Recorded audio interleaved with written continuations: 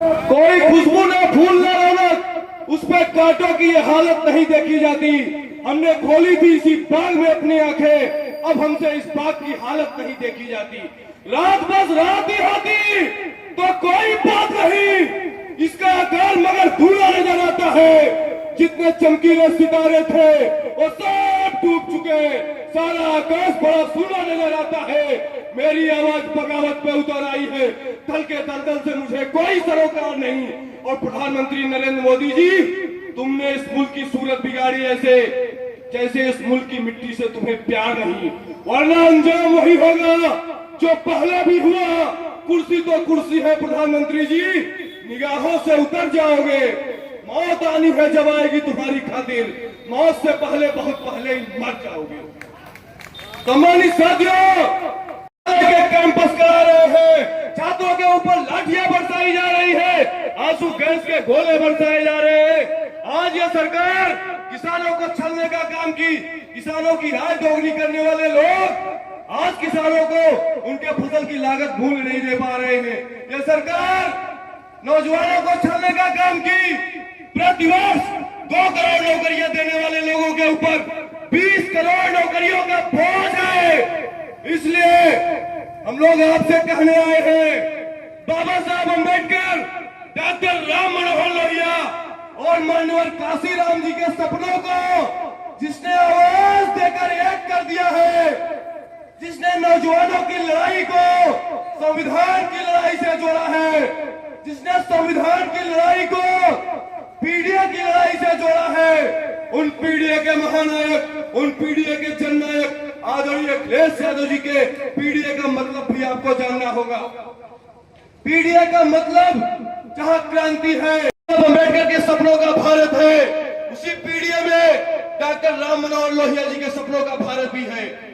उसी पीडीए में ज्योतिबा फूले है, उसी पीडीए में छत्रपति शिवाजी है, उसी पीडीए में पेरियार ललई सिंह यादव है, उसी पीडीए में संत गाडगे है, और उसी पीडीए में श्रद्धेय नेताजी के अधूरे सपनों का ख्वाब है पीडीए। इसी पीडीए में संविधान है।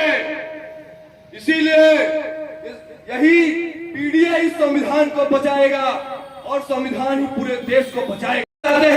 1 मिनट का समय और लूंगा।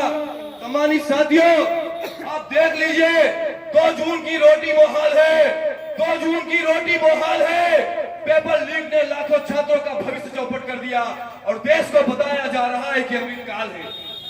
कभी कभी मेरा मन करता है कि मैं पूछूं, मैं सवाल करूं, इसी देश के मणिपुर में जब हमारी आपकी बहनों बेटियों को नंगी निर्वस्त्र करके परेड कराई जा रही थी, उनकी इज्जत आबरू को लूटा जा रहा था, तो कभी कभी मेरा मन करता है कि मैं पूछूं इन सत्ताधारियों से कि क्या वास्तव में इस देश में अमृत काल आया है या नहीं आया है। कभी कभी मेरा मन करता है कि मैं पूछूं इसी देश के लिए ओलंपिक पदक लाने वाली उन बहनों बेटियों से जिनको इसी देश के जंतर मंतर पे घसीटा गया, उनको अपमानित किया गया, उनको बेइज्जत किया गया। कभी कभी मेरा मन करता है कि मैं पूछूं उनसे कि क्या वास्तव में इस देश में अमृत काल आया है या नहीं आया है।